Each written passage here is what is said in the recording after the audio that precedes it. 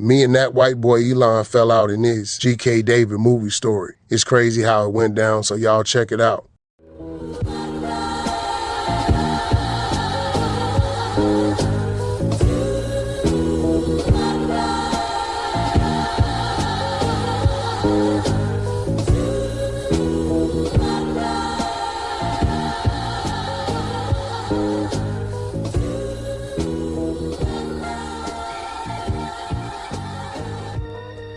All right, you kids get to bed. I get the storybook. The Clubhouse Conflict Wack 100 pulls up on Elon Musk Part 1. The deal that changed everything. Chapter 1, Clubhouse in Crisis. Paul Davison and Rohan Seth sat in a dimly lit high-rise office in downtown San Francisco, their faces pale under the weight of crushing debt. Once hailed as the pioneers of the social audio revolution, their app, Clubhouse, had surged in popularity during the pandemic, but their personal habits were catching up to them. What had started as a harmless thrill, placing high-stakes bets on sports and casino games, had spiraled into a full-blown addiction. Their creditors, a mix of Vegas sharks, private lenders, and even a group of hard-nosed Hells Angels bikers, were closing in fast. With their bank accounts dwindling despite their app's success and their desperation mounting, they knew there was only one way out. Sell Clubhouse before it was too late. They both agreed and immediately started making phone calls, reaching out to people, letting them know that their bread and butter was, once again, up for sale. They previously considered selling the budding app to the owners of Twitter back in 2019 for $4 billion. But the deal fell through the cracks. Late one evening, Davison's phone buzzed with an unexpected call. On the other end was a representative of the richest bastard on planet Earth. Elon Musk was interested in their little app. Not just interested, he was willing to offer the depressed dweebs $10 billion big ones, more than double his current valuation and a lifeline that could erase their debts in an instant. When Davison told his partner, he immediately got the hell yeah eyes, and they smiled so hard, both men nearly cracked their faces in half. Chapter 2, Elon's Offer. Musk had been monitoring Clubhouse for a while. The app had untapped potential, but its creators had failed to innovate beyond the initial hype. He saw an opportunity to transform it into something far greater, a multi-purpose digital ecosystem that could rival his own X, formerly Twitter, which he wanted to eventually do away with anyway, getting tired of it after only 2.5 years of ownership. If he bought Clubhouse and transformed it into a super app, it would eventually kill off Facebook, Instagram, and even the rising app called Threads. The offer was simple, a clean $10 billion buyout. No negotiation. Musk wanted full control, and he wanted it immediately. For Davison and Seth, the decision took less than a minute. It was either take the money and walk away as billionaires or risk losing everything in a sea of unpaid debts and lawsuits. The deal was inked within 48 hours. Both men were like, "Mofo, you ain't have to ask us twice." Chapter 3, The Transformation. The moment Musk took over, Clubhouse underwent an aggressive transformation, and it wasn't just a name change like he did with Twitter. What was once a niche platform for audio conversations became an all-encompassing social hub. The new version of Clubhouse integrated live streaming, AI-powered chat rooms, crypto transactions, and even virtual reality spaces for digital meetups. It also was fully uncensored, allowing anyone on the app to text or say anything, no matter if it was hate speech, derogatory, or even death threats. For most users, especially the bigots and weirdos, the change was exciting. Engagement skyrocketed, and advertisers flooded in. But not everyone was pleased, especially a man from Los Angeles named Cash Jones. For months, Wack 100, the controversial, outspoken rap music manager and CEO of his own diaper company, had dominated the Clubhouse app, using it as his personal battleground, which allowed him to create daily content that amassed him upward of $90K per week. His early morning rants, industry gossip, and no-holds-barred interviews had made him one of the app's top earners. With Musk's new version in place, monetization changed and his earnings plummeted from $90,000 a week to zero. Extremely furious, Wack 100 took to Elon's app, X, to call out Musk directly, demanding answers. Musk, in his usual nonchalant style, replied with dismissive memes mocking Wack's outrage. This only fueled Wack's anger, and within hours he was firing off curse, word, voice notes, and threats, calling Musk everything from a D-sucking spaceship nerd with too much power to a billionaire who would get his cheeks punctured if he ever went to the main line in any Cali prison. The feud was now public, and the internet was eating it up. But Wack 100 wasn't just a loud voice online. He was a man of action, having grown up as part of the Piru Bloods gang in the Valley section of L.A. He served several prison bids, beginning at age 12, for, ironically, nearly caving in a man's chest with a 12-gauge shotgun. He had a ton of street credibility, and despite being a wealthy man, stayed connected with the vicious gangbangers that he grew up or served prison time with. If Musk thought this was just another Twitter beef, he was about to be proven wrong. The very next morning, Wack awakened with another barrage of expletive-filled venom directed at the owner of X, who by noon had had enough and ordered his techies to terminate the little potbelly bully's account. This raised Wack's blood pressure so high that he nearly hyperventilated as he sat on the backyard balcony of his mini mansion in just his white tighty-whitey briefs, blowing aggressive farts from the 8-egg omelet he had scarfed down earlier, upset that his voice was just taken away from him so abruptly. All right, this white boy wanna play? I'm finna teach his ass how we play out here in Cali, for real, for real. Several days later, Elon makes the announcement that he's changing the name of his newly purchased application from Clubhouse to the name Apphole. He joked on X that the name appropriately fit the image and direction that he was taking the app in. Part 2, Wack 100 declares war. Chapter 4, Wack 100 versus Elon Musk. Cash Jones sat in his office located inside of his studio on Beck Avenue in North Hollywood.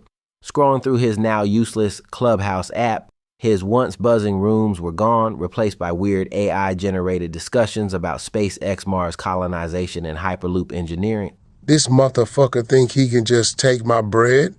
Wack shouted, slamming his iPhone down so hard it cracked the screen. His media team sat silently exchanging glances. Nobody dared speak when Wack was in war mode. He took to X, using his girlfriend RNB's account, and fired off a series of angry, profanity-laced tweets aimed directly at Musk. This is at Wack 100. Hey, at Elon Musk, you weird as hell for that. You messing with real street money, clown. You can have my account, but I'm finna show you what active Cali look like, fool. Elon, always eager to troll, responded within minutes. Sorry, gangster shrimp, I don't negotiate with 90s W rap managers. Perhaps you'd like a job at Tesla? Oh, and by the way, your big booty bitch's account will be terminated within the hour, so enjoy these last 60 minutes, tough guy. Wack lost it. His girl's ex account was actually deleted and banned before that hour was up. Chapter 5. I put that on Piru. Now it was personal. Wack hopped in his Rolls Royce and made the journey to the neighborhoods that one had to have a pass to come to. He spent the rest of the afternoon assembling a squad of killers, a mix of Piru Bloods, Clubhouse moderators who lost their jobs and were ready to ride about it, and a couple of washed-up rappers still trying to reclaim relevance. The mission? Run up on Musk's mansion up in Santa Barbara, Montecito, or wherever it was at and have a conversation. Listen, we not just gonna pull up. Wack told the gang. We invading everything. We going in like the Navy SEALs, y'all feel me? The group of over 73 men nodded. None of them had Navy SEAL training, but Wack's confidence was contagious. Chapter 6, The Journey to the Musk Mansion. Wack and his squad loaded up in white rental vans that one of the Clubhouse goons placed magnetized signs on each door reading a fictitious cleaning service, so any snooping eyes would think that they were a group of cleaners going on a big job, heading toward Musk's insanely secured Santa Barbara estate. During the drive, Wack hyped up his team, blasting the Chronic 2001 while shouting phrases like, "We finna to get our reparations from this space bitch.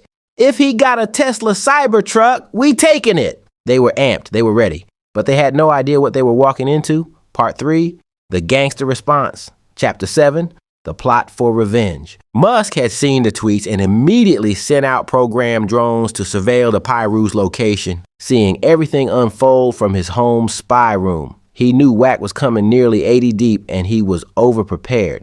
And unlike most billionaires who would call the cops or hire private security, Musk decided to handle things himself. With his own hands, numbered with advanced AI Tesla robots, absolutely. Chapter 8, The infiltration begins. At 12 midnight, Wack and his crew hopped the fence surrounding Musk's $75 million estate.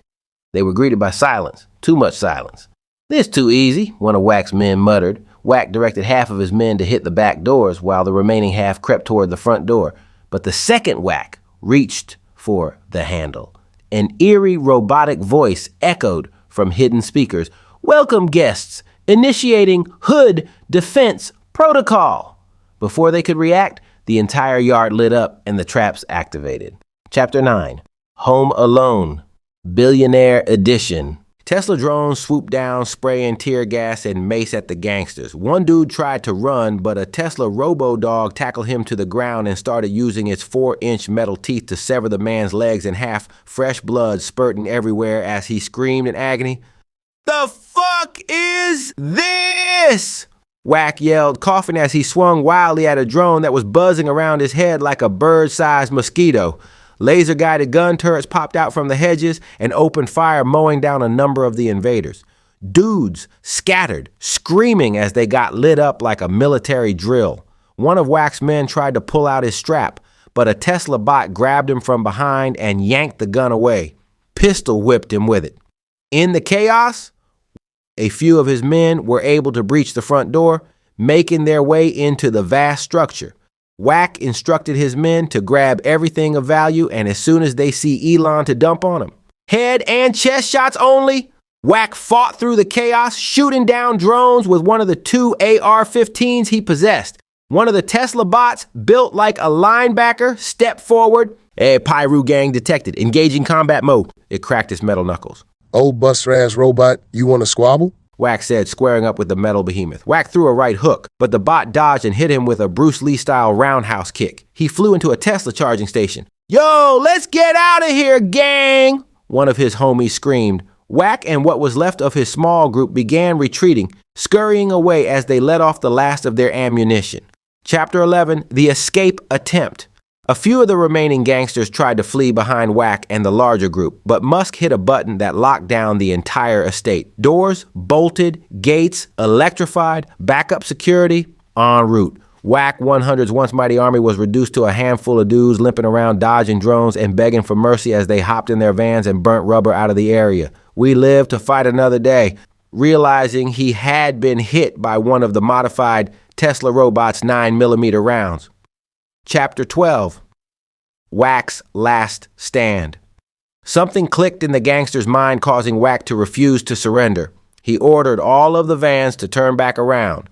As his van led the charge, bleeding, bruised, and breathing heavily, he looked up and saw Musk himself walking out onto his balcony as he pressed the gas pedal to the floor as his van approached the locked gate. Dressed in a silk robe and slippers, Musk took a sip of his morning coffee. Should have read the terms and conditions, Wack. A 7-foot-tall Tesla warbot, not robot. Warbot, twice the size of Wack, stepped in front of the gate, its red eyes glowing. Wack saw the army tank-style cannon fixed to the bot's back begin aiming at his lead vehicle, so he turned the wheel sharply just in time to avoid being struck by the missile that hit the van behind his, causing it to erupt in a huge explosion. Before the shack-sized chunk of metal could regroup and aim again, Wack rammed the Dodge van into his legs and midsection, doing 89 miles per hour, destroying it as metal connected with metal. One of the gangsters riding with Wack had kept an eye on Elon's position on the balcony, and before the weird nerd could run back into his fortress, the gangster aimed and pumped several rounds from his Draco into the billionaire's back and legs, causing him to crumple to the ground in pain. "One of y'all go up there and get that bitch. We taking him back to the trenches so we can send a ransom." And so Elon, the richest man in the world, was beaten, hogtied, and thrown in the back of Wack's van for a journey to a part of L.A. he never thought he would step foot in. A bando on Plum Street in the treacherous city of Compton.